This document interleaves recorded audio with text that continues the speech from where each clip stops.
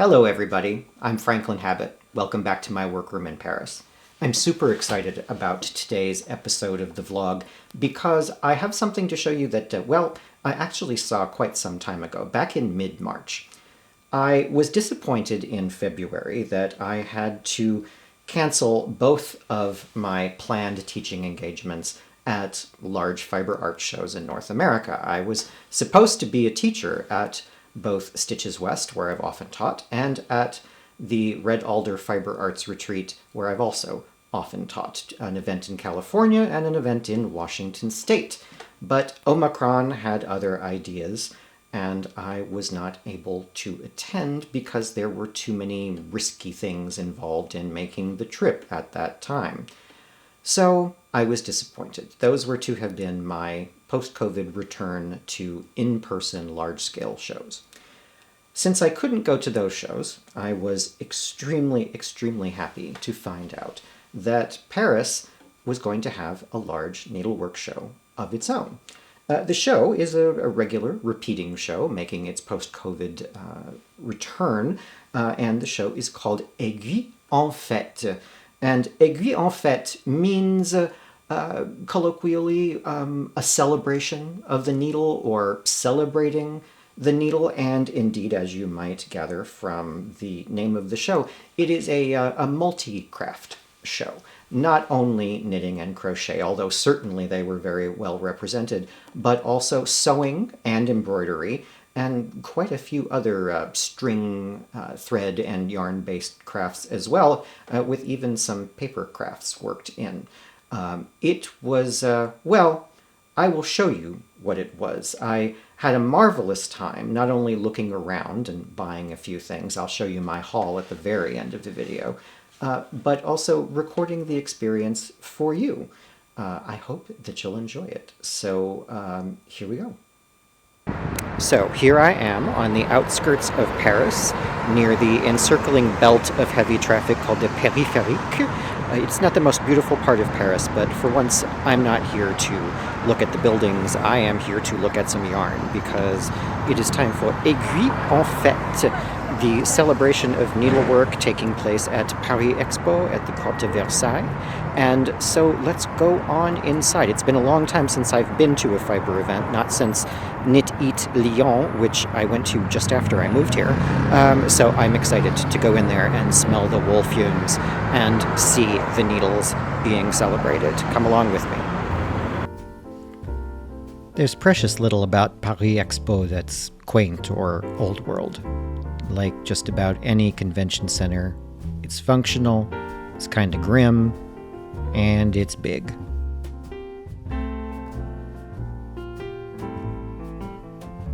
Okay, here we go.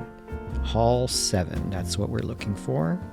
And sure enough, Aiguille en Fête. Bienvenue, welcome. I do feel welcome, thank you. The floor plan for the hall is very promising, and so is this vendor list. That's a lot of vendors. This is going to be good.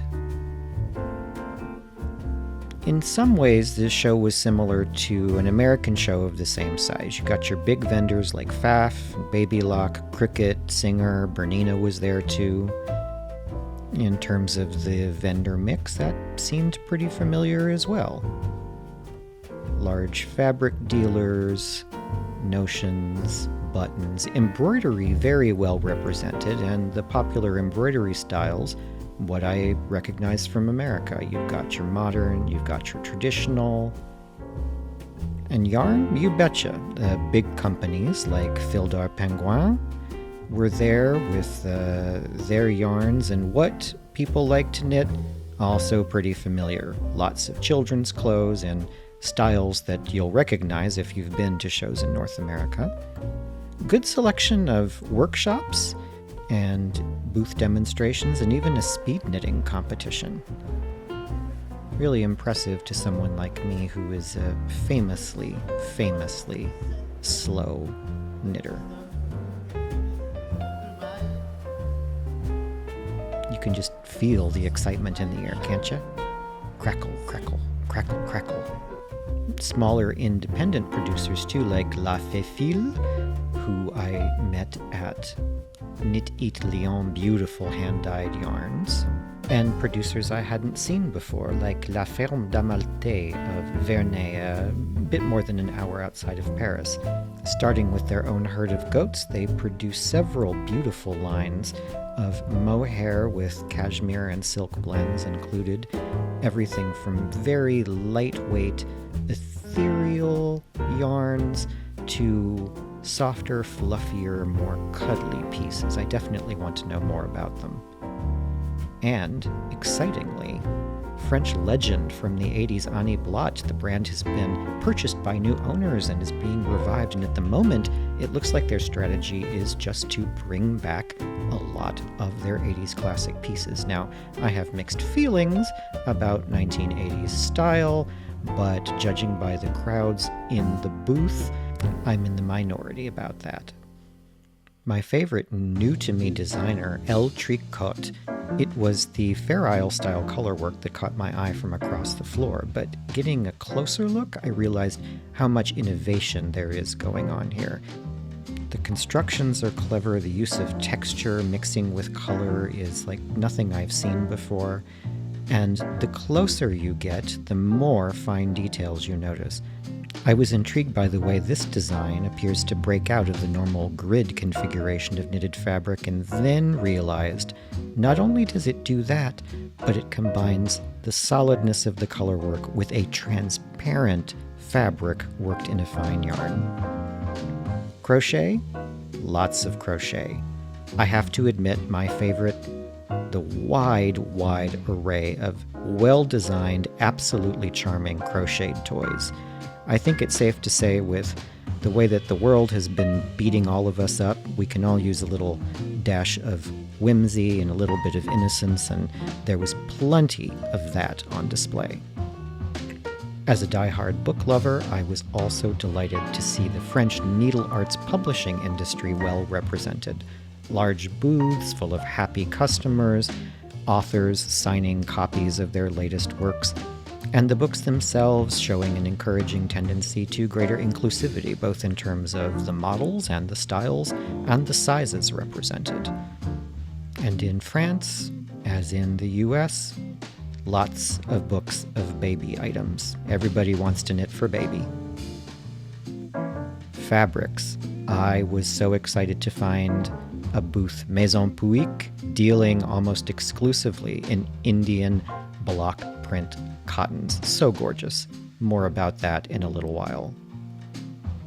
And I'm also a complete nut for scissors. So when I found this unassuming little table piled high with handmade scissors from Nogent, a region famous for its needlework, I just about lost my mind.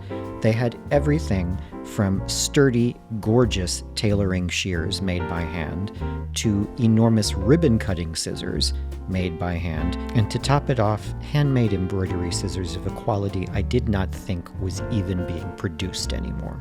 Vintage dealer Dominique Jouvenet had an enormous triple booth full of all sorts of antique and vintage sewing-related tools, notions, and supplies, unto antique silk ribbons and spools of thread and laces. But what really, really knocked my socks off, even more than all these things, which I do love, were the beautiful handmade salesman's sample cards rescued from a defunct French button factory. Look at the handmade care that was put into these everyday objects. Amazing. And how about some art? The famous group Tricote en Sourire, Knit a Smile, was there with their monumental panels evoking the water lilies of Monet, all of them constructed from tiny knitted squares joined together. And I know you thought it was a great big deal when you finished sewing your Afghan.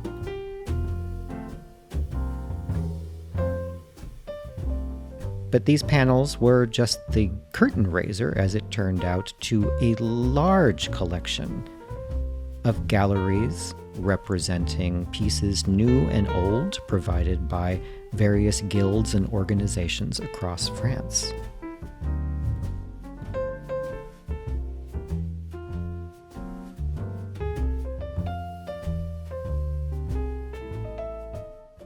Now, the first couple rooms of the art gallery were very interesting. Lots of beautiful work on display, lots of talent on display, lots of things that could be a source of inspiration.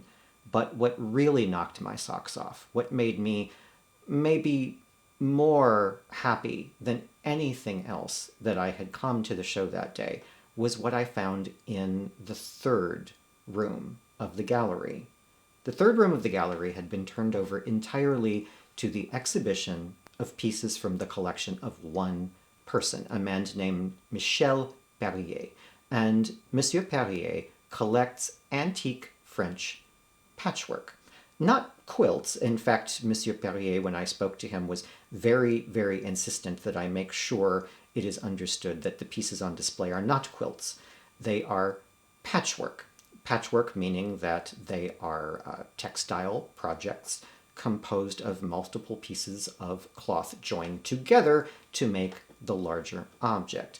None of the pieces on display was in fact quilted, meaning none of the pieces on display was made of multiple layers joined together with stitches that pierce all the layers, perhaps with padding in between those layers. He was very, very, very particular about that. And Monsieur Perrier declined to appear on camera, but we did chat for, a good 40 minutes, because he was in the gallery gladly answering questions and offering explanations to anybody who was interested. And me, I was very, very, very interested.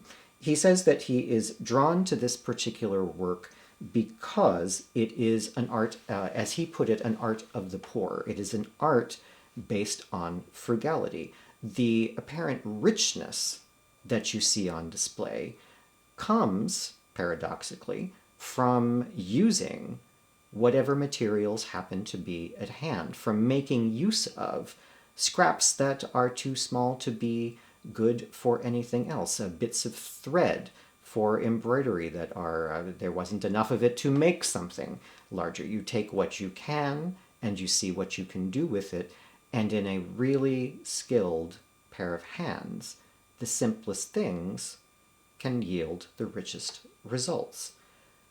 When I saw what was in the gallery, with the collector's permission and with his help, I ended up spending, I thought I might take about 15 minutes at the very end of the show to stroll around and record a little bit of what was on display. Well, I spent about 2 hours just filming the patchwork for you, because you see this collection, it's a private collection.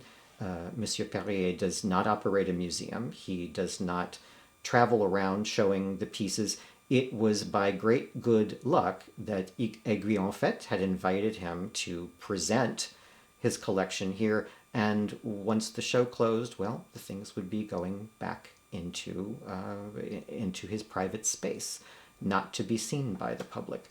And I wanted you to have the experience to see them with as much detail as possible, with as much detail as I saw them. So thank heavens I had my good camera and my full complement of lenses with me, and so I was able to get up close and personal. And one word about the information. I'm going to hush up, but I have put captions to go along with the videos to share with you what information I was able to gather.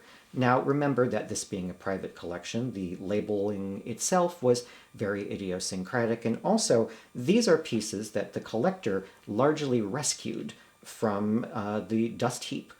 He has found them in the bottoms of trunks at estate sales. He has rescued them from trash cans and from rubbish skips, and he has occasionally bought them in the backs of dusty shops throughout France. So in most cases, there's little or nothing known about the maker, the provenance, or exact dates. At most we have guesses, and all of the items on display in terms of age are 19th century, mostly middle to late 19th century, but except for one, we really have no dating at all. So what you'll see there, it's frugal information, but it's the best that we've got. So keep that in mind as you watch. So are we ready? I think we're ready. Okay, roll it.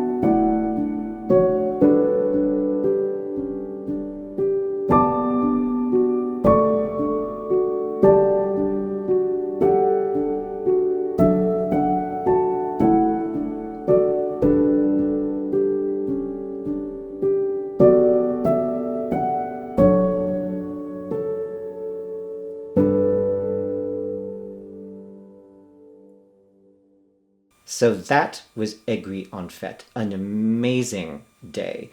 I went with high expectations, and my high expectations were exceeded by the reality. Wow. Wow. Wow. Wow. Now, did I buy anything? Oh, you bet I bought some things. You want to see what I bought? Because I want to show you. So, first of all, because spring is here and summer is coming and I have almost nothing to wear in the summer climate of Paris, I want to make some shirts for myself. And at Maison Pouic, that would be the dealers in the Indian printed, block printed cottons, I got some fabric to make shirts for myself. So let's take a look at it. So you can see here, I got primarily, oh, this is the one I fell in love with the most quickly.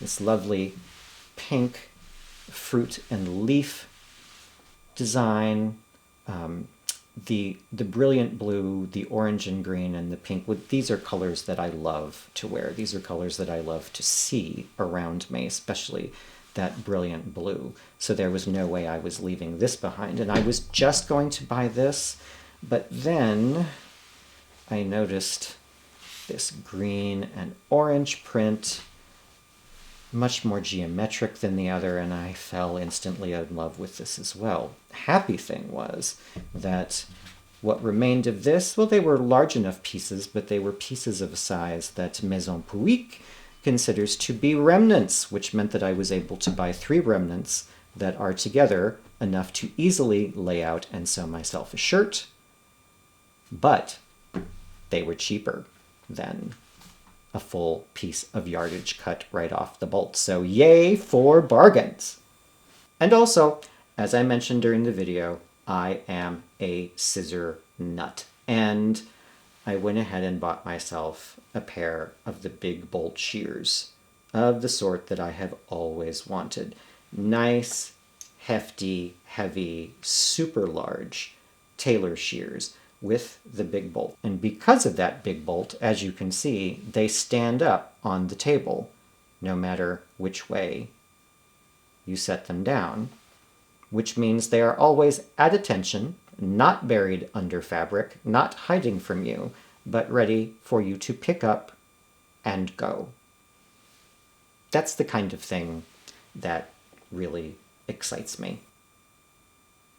So, a small haul, but a good haul. Things that I am looking forward to putting to use in the workroom. Until next time, thank you for joining me. If you enjoyed this video, please don't forget to give it a like. Subscribe if you haven't, because we have an awful lot of fun in here on this channel. And also, if you like what you saw, why not share it with your friends? The more you share, the more viewers I have, and the more viewers I have, the more time I can devote to the channel. For now, until next time, I wish you the very best, and I hope that you love whatever it is you're making. Hey there! Thanks for watching my video and sticking around to the end. Before you go, quick question. Do you hate fun? Are you the enemy of joy? If so, you should certainly not join my Patreon campaign, because hoo-wee, it is just fun and joy central over there. Every week, at least once a week, my patrons get all kinds of stuff, including live stream chats from my work table, downloadable goodies, free patterns, and lots of other stuff besides. So if you like what I do, and I repeat, if and only if you do not hate fun and are not the enemy of joy, visit patreon.com/FranklinHabit to see what's going on. What can I say but that was a real nice clam bake. I'm awfully glad I came.